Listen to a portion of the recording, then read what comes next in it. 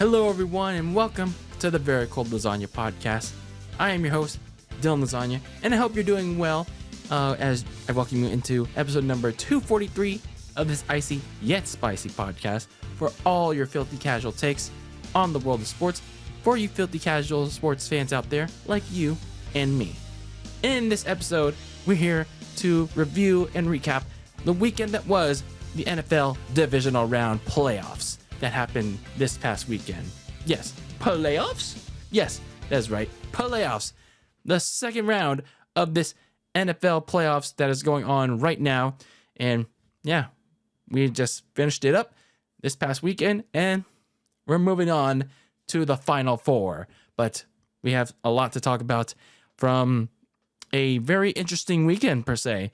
And I'd say, in my opinion, a much more thrilling weekend than what we got from the previous week with the wild card round. So we'll talk about it here in this episode. A little bit of housekeeping before we get started. Make sure you follow Very Cold Lasagna, my socials, or in the YouTube link for all my YouTube watchers out there. It's also available for all my audio listeners as well. And then for all my audio listeners as well, make sure to continue to listen to the Very Cold Lasagna podcast wherever you get them, whether it's on Apple Podcasts or Spotify. And for all my YouTube watchers out there, make sure to keep liking the video podcast. Make sure to smash the subscribe button and smash the notification bell. And if you're not subscribed already, then what are you waiting for? Make sure to hit the subscribe button and leave your comments down below with your takes on each and every topic. In this case being the divisional playoffs that we're going to be reviewing here in this episode. And share this with your friends, share this with the neighbor, share this with the stranger, or share this with your colleagues, whether it's at work or at school. Share the good, the bad, the ugly about this filthy casual podcast entitled Very Cold Lasagna. So that being said, we got a lot to talk about, and I'm not going to mosey on around the subject. The divisional playoffs, the 2024-2025 edition. And I gotta say, these Elite 8 games to determine who's going to go to the Final Four next week. The conference championships. And these slate of games, I'd say most of them, I'd say half or most of them didn't disappoint, to say the least. And boy, it started off, it was a solid start. I'd say it was a solid and kind of interesting start, to say the least. When you look at the Saturday slate of games, starting on the AFC side of things, you had a interesting lineup that had the Chiefs and the Texans, and then the Lions and the Commanders to end it all. And then you got the Sunday slate of games with the Eagles and the Rams, and then the Bills and the Ravens. Probably that was one of the more intriguing matchups. But then rolling backwards a bit was that Commanders and Lions matchup. That was the second most intriguing matchup. And that certainly lived up to the billing. Of the ranking of intriguement for these divisional round matchups.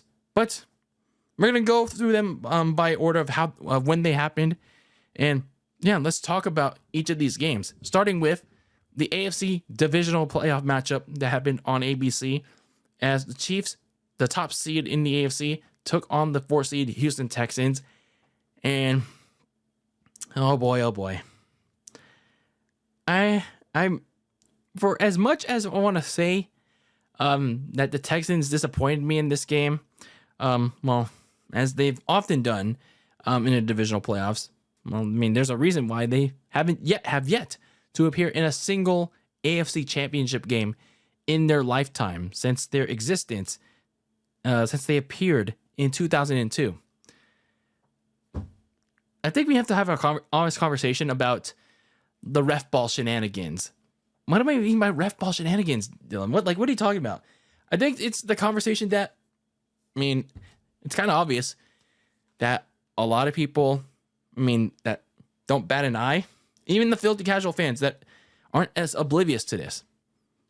The blatant favoritism, the blatant bias that the officials are showing to a certain team. And you look at this game, you look at this playoff game, like the playoffs are like the most important slate of games in any sport, whether it's the NFL, the NBA, even hockey and baseball, They're the most important games. But if you're showing a clear favorite, like on national television, and you have commentators left and right calling your ass out, then there's a major problem that we're having here. Not just as a viewer, but as a league, as the players.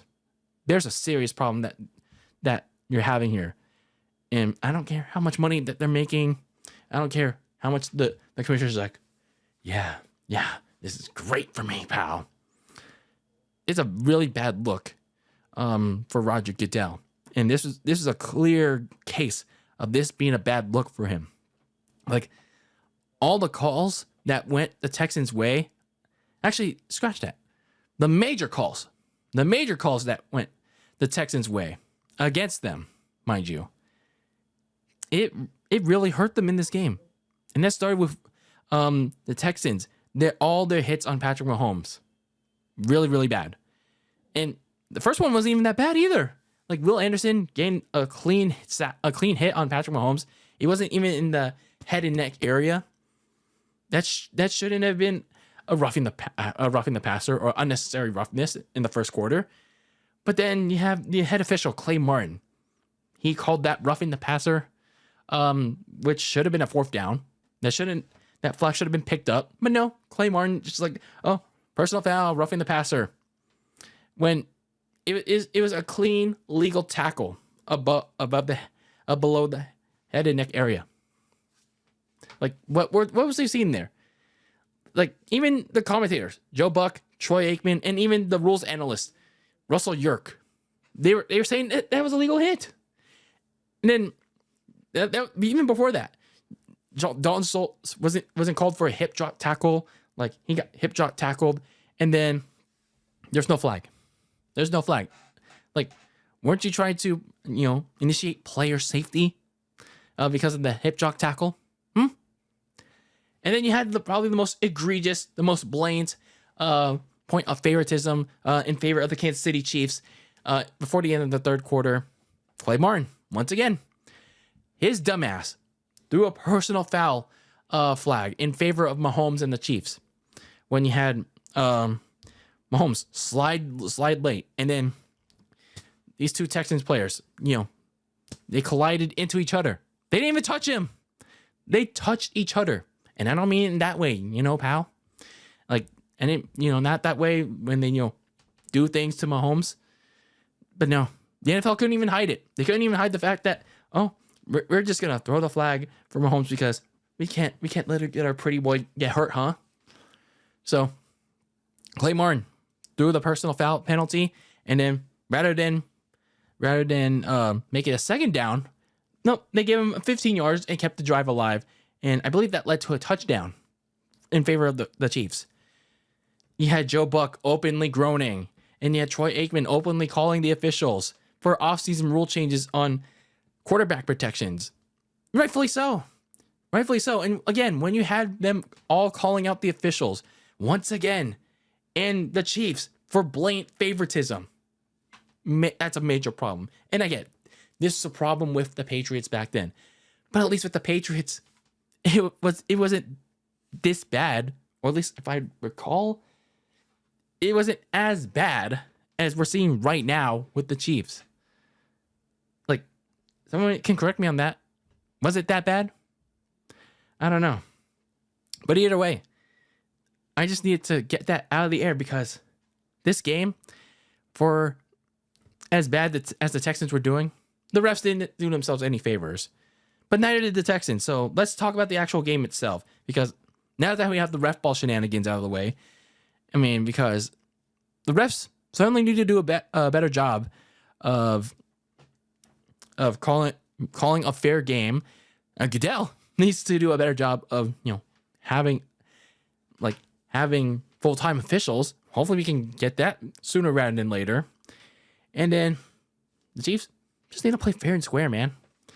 But nonetheless, let's look at the actual game, because for as much ref ball shenanigans as there were in this one, and the Chiefs fully taking advantage of it like they usually do, the Texans did themselves no favors in this one to overcome this clear handicap match.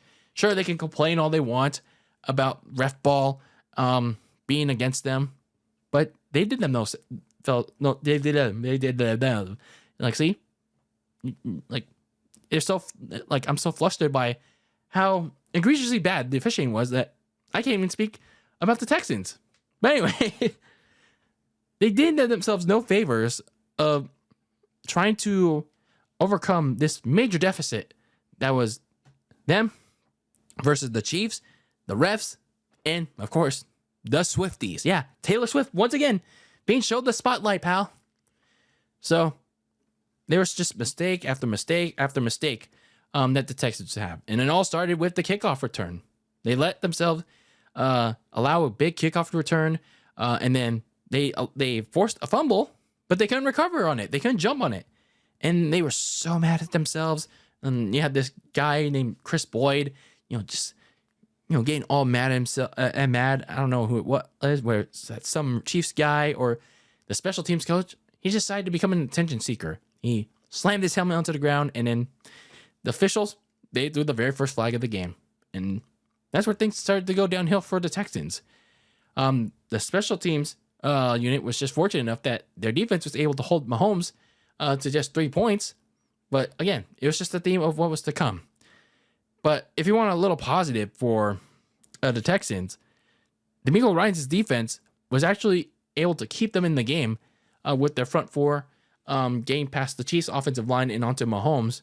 They were generating a lot of pressure on him for, I say, a good amount of this game. But as the game wore on, it started to become a problem because the offense couldn't hold up its end of the bargain, and the defense, they just couldn't get any more key stops. And that left them very tired. And yeah, the secondary also couldn't hold up its end of the bargain. So let's talk about that offense. CJ Stroud, he actually did okay, leading them on some pretty nice drives. They outgained the Chiefs, in yards. However, once they got into scoring range, whether it be in field goals or in the red zone, they just kept on stalling. Like, they couldn't get the 7 points that mattered most. Like, 7 points are much more valuable than 3 or none. And it was weird too, because offensive coordinator Bobby Slowick making some very weird decisions.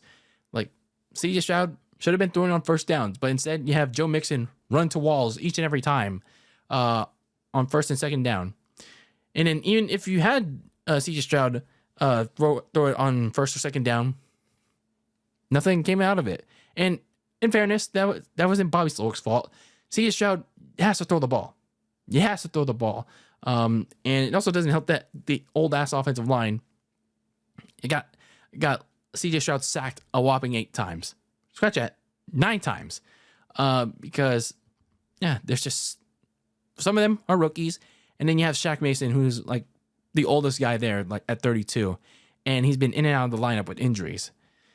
But also, in fairness, CJ Stroud, he held onto the ball too long for a lot of the day, or he just refused to check it down. He was just like waiting for someone to get open, when in reality, all he has is Nico Collins there and a bunch of backup receivers, because there's no more Stephon Diggs and there's no more Tank Dell. It's like, see, Stroud has to learn to check it down because he has nobody there. He had no one to help. So, in spite of all this, though, I mean, the Texans looked poised to change the game because they wanted this very long third quarter drive to start the second half. But they got the touchdown, sure, but they missed the extra point. And Kymie Fairbairn was pretty bad in this game. Sure, you can blame the wind conditions, but he missed a field goal and he missed the extra point. So that's 5 points off the table. So that's 5 very valuable points. So you want to talk about woof? Then there's your woof. Meanwhile, for the Chiefs, well, it wasn't pretty at times, and I know I ragged on them about the ref ball shenanigans. I mean, just looking at it from the football perspective and how they played, it wasn't pretty. But it's been business as usual for their season so far. Another one-score game, and they managed to escape. Patrick Mahomes in the offense may have been outgained on the field by Houston's defense, but they were making the Texans pay for their mistakes with the points that mattered most. Travis Kelce specifically, He had a signature performance. He performed very well in this game, and he absolutely killed the Texans in the middle of the field. He also got an easy red zone touchdown from Patrick Mahomes on a diving throw from him to Kelsey early in the fourth quarter. That I'd say essentially sealed the game for the Chiefs, even though there's still over 14 or 13 minutes left in the game. But I don't know. It's just still left a kind of a sour taste in my mouth because, I don't think Patrick Mahomes is a bad guy or anything, but it's just when you look at the Chiefs, for a quarterback that's just trying to win titles, then for Patrick Mahomes not trying to do himself any favors because, that one play specifically before the touchdown, he was trying to get a free first down by, he's trying to run it, and then he's already out of the end zone, and then someone pushed him, and then he goes for all my audio listeners out there, I'm trying to show the example of flopping. He's trying to do an NBA move of flopping. It's this is the NFL, my guy. It's why? Why are we trying to introduce flopping into the NFL now? That's not how it's done, man. But the defense for the Chiefs, they also did a good job in attacking CJ Stroud. They got a lot of pressure on him with Chris Jones and George Karlaftis specifically leading that major force in the sack party. Like I said, 9 sacks on Stroud, making him really uncomfortable throughout the day, including this big 4th down stack by Karlaftis that pretty much ended the Texans' hopes for good, even though there's still 9 minutes left to go anyway. But yeah, the Chiefs won this one handedly, 23-14, even though the final score says, it was a 1-score game. But when in reality, the Chiefs, even though they got outgained, they pretty much dominated this one because the Texans beat themselves in this game. So the Chiefs were just we'll take advantage of your mistakes and make you pay for it. So they're moving on to their 7th straight AFC Championship game. And yeah, if the Chiefs want to get one step closer to eating, sleeping, conquering, repeating, well, they have to play their best version of themselves, their best football version of themselves. I mean, I'd say it has to come out eventually, right? I mean, Mahomes, I'd say he did some stuff, but I wouldn't say a lot. It's not the prettiest. It's not the one that we seen, a couple of years ago, but it is what it is. They're getting by because of strong play on both sides, especially on the defense. And then of course, ref ball shenanigans. But even with all the mistakes by the Texans, they did still let them hang around until the last couple minutes of the game. And then, they have to be careful not to let other teams hang around. They have to, still stay aggressive, if you know what I mean. But they're still winning games, and that's all that matters in the end, if you're looking at it from a Chiefs perspective. So looking at the offseason ahead for the Houston Texans, if they ever want to have a chance at reaching the AFC Championship game, and honestly, I thought this was a great opportunity for them to do so. But unfortunately, they had so many injuries to their offense that it just wasn't going to be feasible. So looking at the offense, you have to revamp it in some way. You have to revamp the offensive line. You got to revamp the receiving core.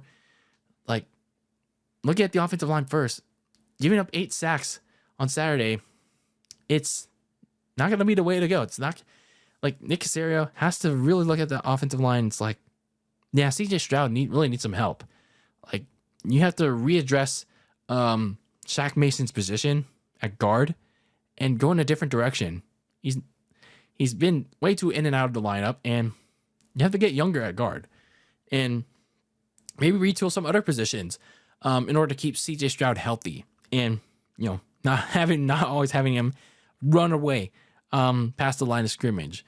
Meanwhile, looking at the receiving core for the Texans, they need a lot more depth because Stephon Diggs, who's recovering from a torn ACL, he's a free agent, and you don't know if he's going to re-sign with Houston. But then also you traded away a good amount of draft capital for him, and then you also have Tank Dell. I'm not sure if he's going to be able to play next year because he tore his ACL in that Week 16 game against Kansas City, and he also dislocated his kneecap. And they're saying that it's going to be a long recovery for him. So, yeah, again, all you have is Nico Collins, and who else? So they got to load up on a lot of reliable receivers in both free agency and the draft to help out Nico Collins in the receiving game. So a lot of things to think about for the Texans this offseason if they want to make it past the AFC make it past the divisional playoffs. They can't be stuck in purgatory. So looking at the NFC side of things, to wrap up the Saturday slate, we had the Detroit Lions, the top seed in the NFC, and one of the Super Bowl favorites remaining in this playoff field, taking on the Washington Commanders, the 6th seed. And like I said, this is the second most intriguing matchup because, as I said in the preview, Detroit, coming off the bye week, they had to be careful of walking into a potential trap against the Commanders because Jayden Daniels was white hot, leading that offense, and with the Lions' injuries on defense, and if they weren't careful, if they were not able to contain Daniels and his playmaking ability, whether it is in the air or with his legs, they were going to be in some serious trouble. And they weren't going to figure that out quite yet because Jared Goff and his habanero hot offense, they started off right away, but they didn't figure it out to be the case because they went 3-and-out on their first series, which was unusual for them. We haven't really seen Goff in the offense go 3-and-out that early, so they went 3-and-out on their first series. But if you want to start off pretty bad, if you're the Lions, they lost another key piece on their defense. So they lost Amik Robinson, their starting corner, to what ended up being a very serious elbow injury on the Commanders' second play on offense. So, yeah, they lost another key piece on defense. And even if they managed to force the Commanders to turn it over on down on a botched 4th down trick play by Marcus Mariota, yeah, it was going to be slow but sure that losing Amik Robinson was going to be the Jenga block. You know Jenga, right? It was going to be the last Jenga block that was going to make that tower, that little tower that the Lions had on defense. It was going to slowly start to tilt and then eventually fall for the Lions. Not just for the defense, but as a whole. But it wasn't quite there yet because their offense was actually playing. I'd say it was playing good. I know some people will crap on it. Would crap on it right away, but the offense was, keeping them alive like it had done for most of the season. Jared Goff was making the right throws, aside from the one we'll talk about in a bit. He made a nice one to Sam Laporta in the second quarter, with Laporta making this great one-handed catch. I believe it was late in the game, but I digress. And then Jahmyr Gibbs, even with David Montgomery back, he was gashing the Commanders on the ground and then keeping the Lions in the game. So, yeah, he's really lighting up the Commanders on the ground, and then especially with some struggles later on in the Lions passing game. And then when you have Goff getting concussed later on in the game for a reason that we'll talk about later on, Ben Johnson dialed up this end-around play for Jameson Williams, and he took that 60 yards for a touchdown.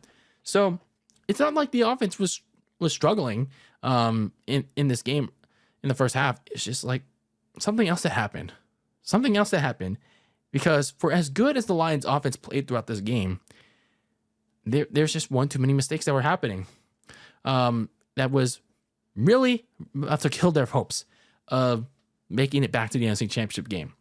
because Jared Goff made one too many critical mistakes. And again, it's not that he played like very piss poor, because he actually played, I say decent. It's not like completely crap, but he made a lot of critical errors. And that started off with copying up the red zone fumble to Dorrance Armstrong and Frankie Louvu under pressure. And then you had Terry McLaurin's 60-yard RPO, and then that put the Commanders up. I believe it was like by 3 points or so. And then Jared Goff immediately responds by throwing a bad pick six to Quan Martin that not only put the Lions up a 24-14 hole mid-second quarter, but it also got him concussed trying to stop it. So, yeah, going back to the concussion, like that could have been a very disastrous situation for the Lions. Like, Goff was very fortunate that he was able to pass concussion protocol and then go back into the game. But had the Lions been unfortunate enough to be ridden with Teddy Bridgewater for the rest of the game, and keep in mind, Teddy Bridgewater was only signed a few weeks ago, coming off coaching high school football, it had been a complete disaster of a situation for the Lions. And then put that all together with Jared Goff throwing two more interceptions in that game. One before the end of the first half, and then one to end the game. Just bad stuff, man. Just very bad stuff. And then lastly, you had a defense that had so many injuries all year, finally crumbling under the weight of it all, because you didn't have two starting edge rushers. Remember, keep in mind, no more Aiden Hutchinson. He's been out since the Cowboys game early in the year. And then you lost Amik Robinson earlier in the game. It was just too much for them to overcome, because every time their own offense answered Washington's own scores, Detroit's defense couldn't stop Jane Daniels and eventually caved. And then, yeah, things just started completely going off the rails for the Lions in the fourth quarter.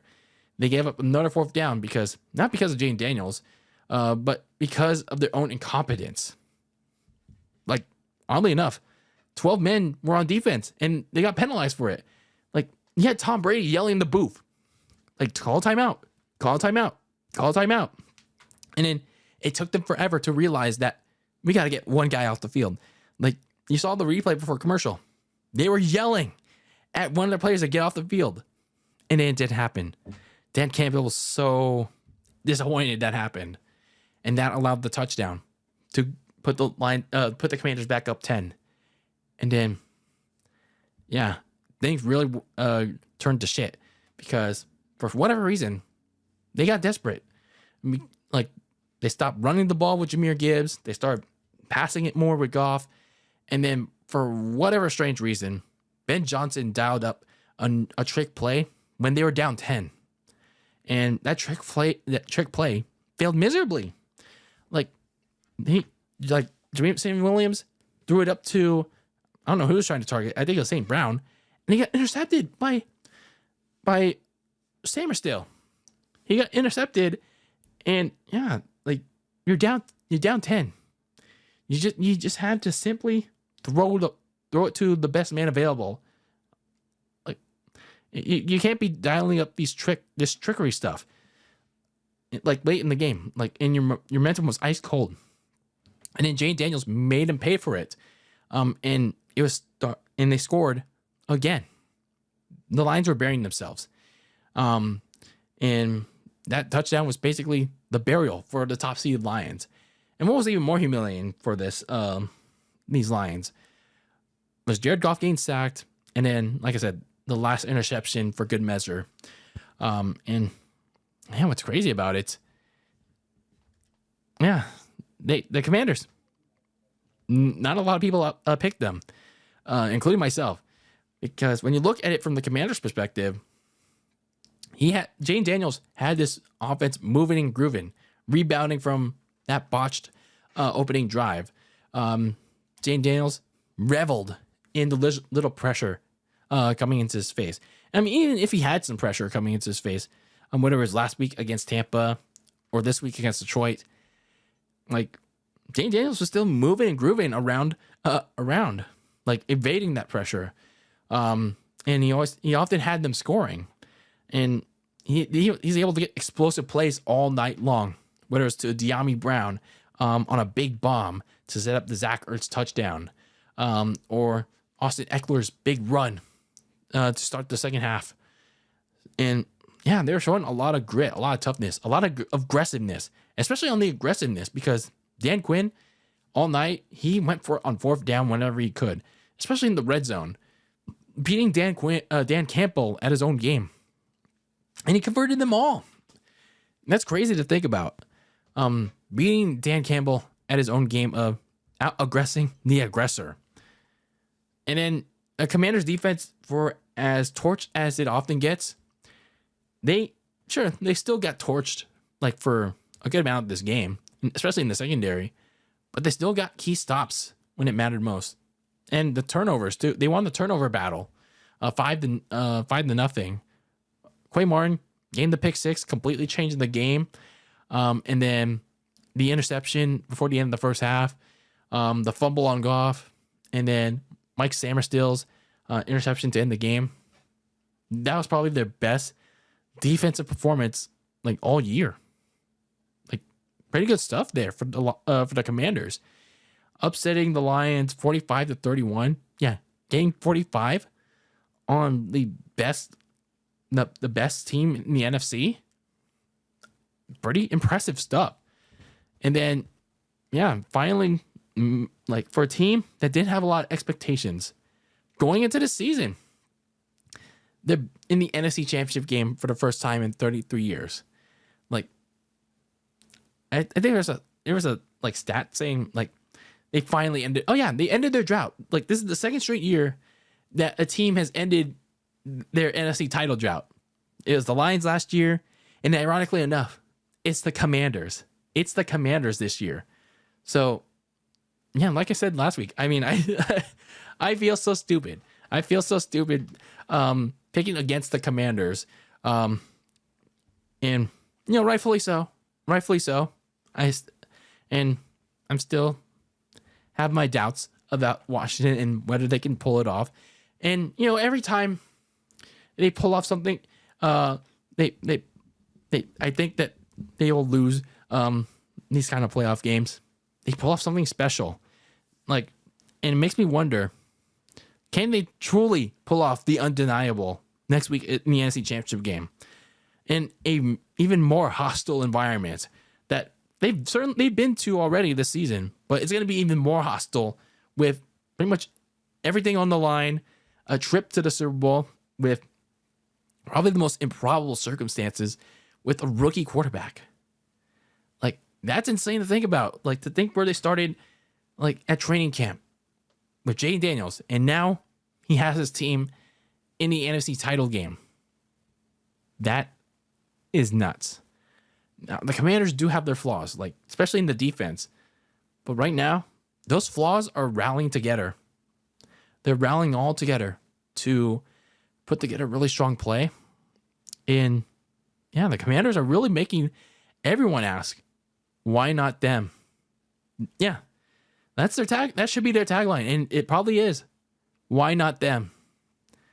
So yeah, I can doubt them all they want, and they'll slap it right in my face, and rightfully so. So whatever happens next week, I'm going to ask it again. I'm going to say it again. I'm proud of it. I'm really proud of this team, regardless of what happens next week. And if they somehow pull off the undeniable, I'll be even more proud of them. Meanwhile, for the Lions, I'm the opposite. I'm the opposite of what happened. I'm pretty disappointed.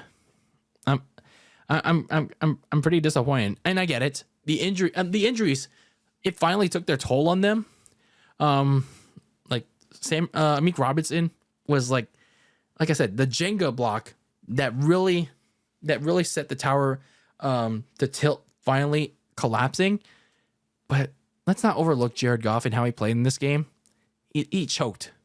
He choked in this game.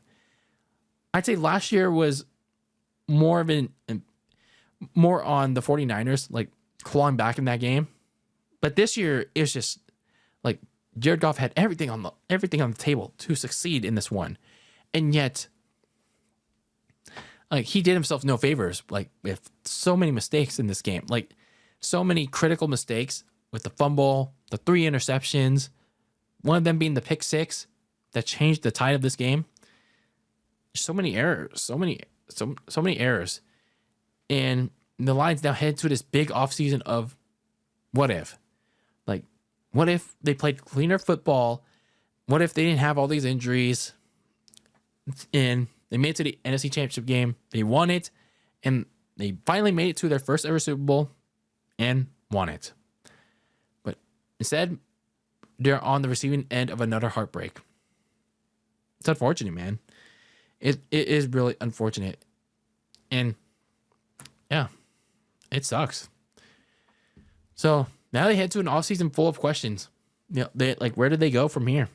Like, it's this next season's clearly not gonna be able to be topped.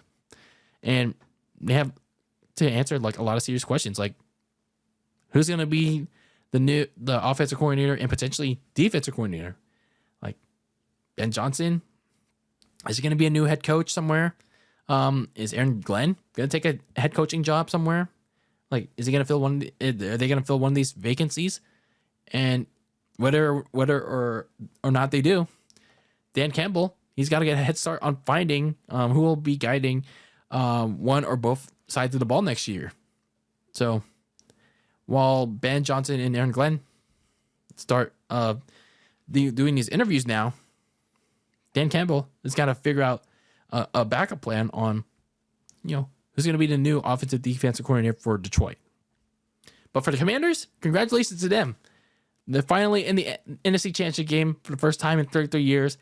And boy, it's going to be a big one for them. It's going to be a big litmus test for Jane Daniels and the Commanders, because in the Sunday slate of games, they were about to find out who they had to travel to for that one, as the Philadelphia Eagles at the 2 seed took on the LA Rams, the 4 seed, in a matchup that was going to determine who's going to face Washington in the NFC title game.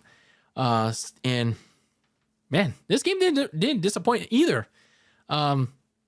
Especially as the snow started to fall down, and slowly but surely it started to fall down hard. And before the snow started to fall down, both teams got off to a hard start. Each scoring a touchdown. Jalen Hurts rushing half the field for the first score, and then Matthew Stafford leading a reply drive to connect with Tyler Higbee for the goal line score. And they led this game too, because Jake Elliott missed the extra point. And then from the rest of the way of the first half, it was all about defense. Even though the Rams let Saquon Barkley run a big touchdown, the Rams continually kept Jalen Hurts in the offense in check. They got 4 big sacks on Jalen, but the Eagles defense also prevented the Rams from scoring no more than a field goal. It was like a 13-10 game at halftime. So as the snow started to fall, it started to become a more grindy and gritty game.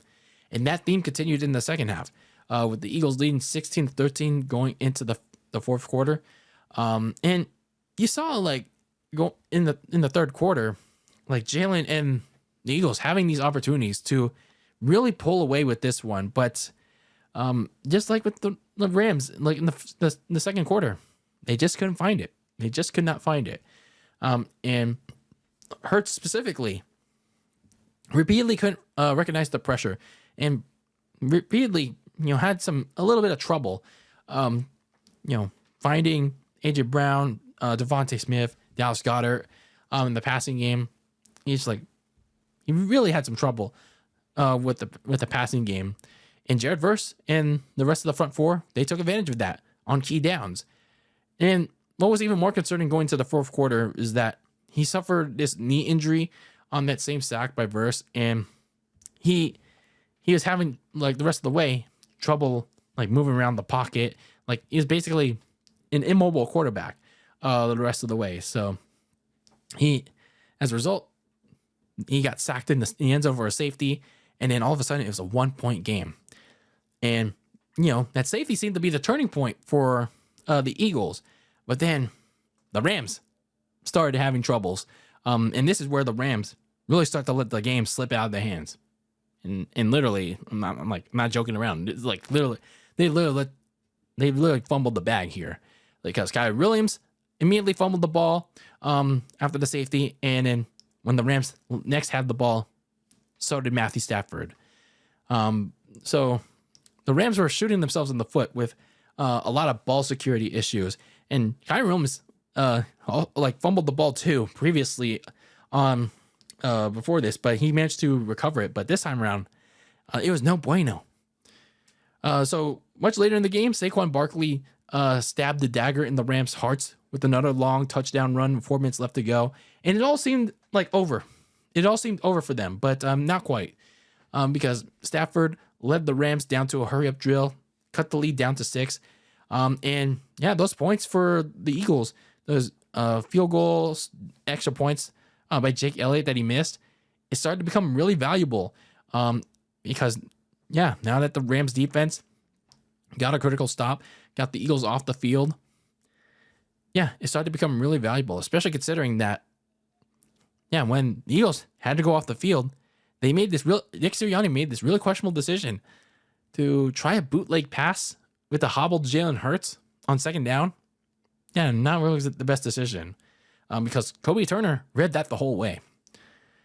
And then when it came to crunch time, Stafford led the Rams into great scoring position, and they were actually in really great position to win this game. I thought they were actually gonna win this game. Like, they were in the red zone, I believe, around the a little bit past the 20, and like they were like right dead within it to win this game with like a minute or so to do it. But on a big third down in the red zone, the center blew his assignment, man. The center blew it on Jalen Carter, and he let him slip by, and he completely ruined it. He got a big sack on Stafford, and it completely derailed the momentum. And yeah, the Rams had to let the clock wind down. He had no timeouts. It was fourth down. They had to huddle up, and then yeah, it was basically a blitz all over again for the Rams. And then Stafford just had to yeet it out, and that was it. The Eagles held on 28-22, and there's the rematch. They set up this rematch with the Commanders, and you're probably wondering, even as a Niners fans, you're probably wondering, like, Dylan, why are you rooting for the Rams? Why are you rooting for the Rams in this matchup? Well, I mean, it's because I in my opinion, I think the Commanders would be a better fit to take on the Rams. They could attack. They could attack the Rams secondary. I mean, they certainly could do so against Philly, but that front four, I think the Rams front four, Washington could take. Even with, I didn't mention this before, Sam Cosmi, the guard, he's out for the season with the torn ACL, which is unfortunate. Yeah, they could have had a better time with the Rams defense, but I still think with my early prediction, the Commanders may be able to handle it. But we'll see. We'll talk more about that when we do our little NFC AFC championship preview. But when it comes to this game, the Rams just had one too many critical errors in this one. The 2 fumbles, it can be offset to a degree because Jake Elliott missed 2 extra points, and the offense did cut the lead late in the game to 6, and they had a big chance to go down and win the game. But like I said, the center sold out by either not recognizing Jalen Carter, or for whatever reason, he just looked at someone else when he was about to blitz. And that ruined a potentially great Matthew Stafford comeback. I'm like, what assignment were you trying to look, my guy?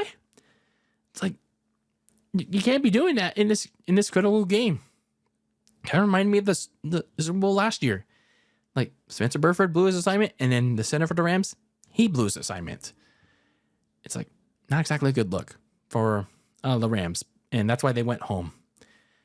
Meanwhile, for Jalen Hurts and the Eagles, well, all I can say is that the Rams were a solid litmus test for Philadelphia, and while Saquon Barkley did have a pretty good game in this one, I feel like whether it's going to be against the Commanders, the Bills, the Ravens, or the Chiefs, like it's those teams are going to be a big test on Jalen Hurts, because if either of those teams are going to be able to quiet down Saquon outside of big touchdown runs, it's going to spell trouble for Jalen in that passing game. Because when you look at that passing game, outside of like a couple of big passes to extend drives, Jalen Hurts has really struggled to get this passing game going. And it may especially struggle if Hurts' knee continues to bug him next week against Washington. So Nick Sirianni really needs to have his quarterback play his best game next week, whether it's in clear conditions, snowy conditions, rainy conditions. Like, Sirianni really needs to get his quarterback to step up if the Eagles are to make the Super Bowl for the second time in 3 years. So, like, Jalen Hurts, he just needs to have the game of his life next week. So, before we move on to the final AFC game for this divisional playoff, looking ahead for the Rams this offseason and what they need to do, my opinion, the Rams, they're a versatile group. Like, they have a really good front four. Their secondary still needs some work though. I feel like they need a little bit of help at the other cornerback spot. Maybe get some help at safety. But other than that, you're looking at a pretty good mix of veteran and young players at that group. But they could use other things, like I said, some help in the secondary. But offensively, they should address the running back spot. Like, Kyren Williams has had some fumbling issues and was also not as effective as a season ago. Hence why Sean McVay and Matthew Stafford had to call passing plays a lot more.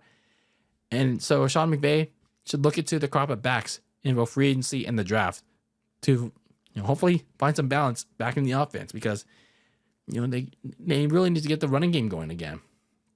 And then in the passing game, like, do they still find trust in Cooper Kupp? Can they still rely on him? I mean, I get it. He's much older now, but at the same time, like I've repeatedly said, this whole season, it's like I just feel like they've been targeting much less. They've been going heavily on Puka Nacua, and then once Tyler Higbee came back, to him. So they have to make a decision on Cooper Kupp. Like, do they trade him? Do they cut him? Like, Sean McVay has to figure out what to do with him. And if he does either those things with him, they have to go get another receiver for him to replace him. So the Rams have to make a decision on Cooper Kupp. So that's what the Rams have to do. But I feel like they're going to compete with the 49ers next year for the NFC West again. And then for the Eagles, well, they got a date next week with the Commanders in the 3-match for all the marbles in the NFC when it matters most. And, well, that'll be an interesting matchup to see who goes to New Orleans for the Super Bowl. And then for the other side of the bracket, to determine who's going to face the Chiefs in the AFC Championship game, we had the most anticipated matchup of the weekend, and now it's the 3-seeded Baltimore Ravens taking on the Buffalo Bills, the 2-seed on CBS. And this game started off hot. Both Lamar and Allen living up to the game's billing with opening drive touchdowns. And yeah, it seemed like we were going to get the offensive battle as advertised. But then afterwards, after Josh Allen scored their opening touchdown, it slowed down a bit. And what happened afterwards became more apparent of what we were going to get as the first half went on. The Bills defense slowed down Derrick Henry and eventually shut him down, at least in the first half. Like, the Bills centered their game plan on shutting down Derrick Henry. They were very successful in doing it too. And that forced offensive coordinator Todd Monken to make Lamar Jackson throw more. So they got one key to victory correct in this game. So that put a lot of pressure on Lamar to try and get his playmakers going, and also forced him to run it more. And then the Bills got two key turnovers. One on an early interception, and then the other one with the strip sack by Damar Hamlin on Lamar in the second quarter, which also alludes to Lamar's recklessness with the ball. Like, you can't be holding it like that far from you. You gotta protect it. And yeah, Josh Allen converted it into a push touchdown. And all of a sudden, the Bills were up 14-7 early in the second quarter. So going back to Lamar Jackson, Lamar able to use his mobility to keep most of their drives alive in the first half. But again, he is either being too careless with the ball with those turnovers, or he's eating a bad red zone sack that undid his long bomb pass to Rashad Bateman to get them in scoring position. So again, it's not like he was playing bad. It's just the fact that his mistakes were undoing all of his good progress. It's like I said, the turnovers undoing his progress of getting the Ravens into manageable scoring position, in the sack that forced the Ravens to take a field goal rather than get them closer to scoring a touchdown near the goal line. Yeah, undid the long bomb pass to Bateman. But the Ravens weren't completely out of it coming out of halftime, because their own defense started limiting Josh Allen's abilities to move the offense past midfield in the third quarter. Now, it could have either been their defense or, for whatever reason, Sean McDermott's reasoning to keep the offense at a conservative level. And not sure why exactly that was, because they were up 21-10, and they should have been keeping their foot on the gas pedal. Maybe they were trying to, but I don't know. The Ravens were finding every reason to shut them down. But for as much as their defense was limiting Josh Allen, Lamar still couldn't really get the home run touchdown needed to catch up to Buffalo. They're still down 21-13. But then Derrick Henry finally started coming to life late in the third quarter, and the Ravens were finally within a reasonable reach. And then he got the Ravens within 2 with a 5-yard touchdown run. But the problem was they couldn't convert the 2-point try on the ensuing follow-up. So they were still down 21-19. And then once they got the ball back after another punt, their momentum was sapped by Mark Andrews. The usually reliable tight end Mark Andrews, he had a really forgettable day to forget. Mark Andrews fumbled this catch and run early in the fourth quarter, and it was another Ravens turnover that came at the worst possible time. But the good news for the Ravens is that they kept limiting that offense of the Bills to field goals. So it was fine. It was all fine and dandy. It was still 24-19. All they had to do is score another touchdown to take the lead. The bad news is that the Ravens was running out of time to get back in the game. So by that point, when you get to the 2-minute warning, it was 27-19, and you really needed to get something going. It was still a one-score game. All you had to do was get a touchdown and then get a 2-point conversion to tie the game, and that's almost exactly what Lamar Jackson, the offense, did. So Lamar Jackson led them to a potentially close game-tying touchdown, connecting with Isaiah Likely for the TD, and all they had to do, get the 2-point conversion. They failed the first time, but can lightning strike twice the second time around. But alas, it didn't, because Mark Andrews, he was wide open. Like, Lamar Jackson found him on the right side. He strolled to the right, and he found Mark Andrews right there too. He threw it to him, but then the ball just slipped out of Mark Andrews' hand, right wide open, and then it slipped. That's just really rough for the often reliable tight end at the worst possible time, man. That was just really rough. And then with the Bills securing the onside kick, the Bills finally got over the hump. They held on 27-25, and they advanced to the AFC title game for the first time since 2020. And don't look now. The Bills are going to look to finally overcome the next hump. But let's talk about Baltimore first, because they had every opportunity to try and get this to an extra period, but unfortunately, they just made 3 mistakes too many, and some more to win this one.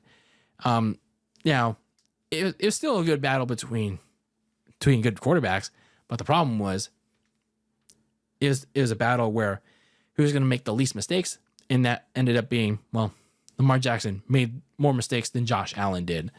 Like the early interception, it was a bad beat, but Lamar still managed to overcome that. But still, he made a bad fumble. All right, still managed to get them within a reasonable position. But again, going back to the fumble by Mark Andrews, as well as the drop on the game-tying 2-point try. It's just a cherry chopper for the Ravens night on why exactly they lost this game. So it's just like thinking about all these lost opportunities by the Ravens. It just makes you wonder, what could have been? What could have been for Baltimore had they secured it? Had they made better decisions with the football? But let's not also overlook, in all this, like, I know, like a point that some people won't be talking about, but I will. Like, why did they not utilize Derrick Henry more after he was starting to get hot late in the third quarter, and he scored the touchdown that could have potentially tied the game at 19? 21, mind you. It's like, yeah, they didn't get the 2-point conversion, but why didn't you use him to get the 2-point conversion? That's my thing. Like, why didn't you feed the hot hand when it was hot? Like, why didn't John Harbaugh and Todd Monken go back to Derrick Henry when he was like about to go on a heater? And the Bills like were starting to be well aware of it. Like, why did they go back to Justice Hill when he couldn't get much going? So, a lot of mistakes by the Baltimore Ravens in this one, and it really came out to bite them in the butt. That's why they're not going on to the back-to-back AFC Championship game. And then you look at the Bills. They've finally, going back to the AFC title game, they finally got over the divisional round hump after being there back-to-back years. But they got one more hurdle to overcome. It's been 4 years since they last made the title game, getting their butts whooped by the Chiefs. And then since then, it's been nothing but heartbreak in the divisional. So they still got one more to go. They haven't been to the dance yet because they couldn't get out of their own way against the Chiefs twice and the Bengals in the divisional. But they have to overcome a familiar foe. This year seems like Josh Allen, Sean McDermott, and company, they finally learned their lessons from the divisional to beat the Ravens. But when they got to head to the very same place that they got their butts whooped 4 years ago in the AFC Championship game against Patrick Mahomes and the Chiefs during the pandemic AFC title game, well, it's no pandemic AFC title game anymore. It's going to be a more hostile and packed environment. And when they go to that packed and hostile environment, it's just going to be more than Patrick Mahomes and the Chiefs that they're going to have to overcome this time around if they want to finally get to the Super Bowl that they've been so been wanting to go to. So, yeah, your conference championship games are set for next Sunday. We have the Commanders taking on the Eagles in a 3-match in the NFC East. And then we have a rematch of the Bills and the Chiefs in their playoff matchups that they've been going at since, that AFC Championship game, those 4 years ago. Should be an interesting one. Like, I feel like this is going to be a really, really nice slate of games. But then they'll find a way to make it the opposite. Let's hope that's not the case, though. So to wrap up our divisional playoffs recap, let's look at the Ravens. If the Ravens want to get back here in the offseason, like next year, if the Ravens want to get back here, this offseason should be centered around getting some help in the secondary, because sure, they got a lot better in the passing defense late in the season in the playoffs, but why not build on that? Why not build on this area if they want to be even better at improving on this key area? Like Nate Wiggins and Marlon Humphrey can certainly use some help. Kyle Hamilton, like he could certainly use help at the safety spot. So why not add some depth? Why not add some depth to the rotation between Wiggins, Marlon Humphrey, and Kyle Hamilton? Because there were a couple points where either one of those three were out for a couple of games. So in the event that they're out, you can insert in X or Y person, and if they're really good, everything it's like clockwork for the Ravens. So yeah, they need to add some serious help in the passing defense that really struggled for most of the year, but then got hot late in the playoffs. But why not continue to add on that? They should seriously continue to add on that in the offseason. And yeah, they also should hope to fix their mistakes from this divisional playoff game if they want to get back to the AFC Championship game, and then hope to get to the Super Bowl next year. So that was the divisional playoffs in a pretty long nutshell. My filthy casual divisional playoff recap. What did you think about this slate of games?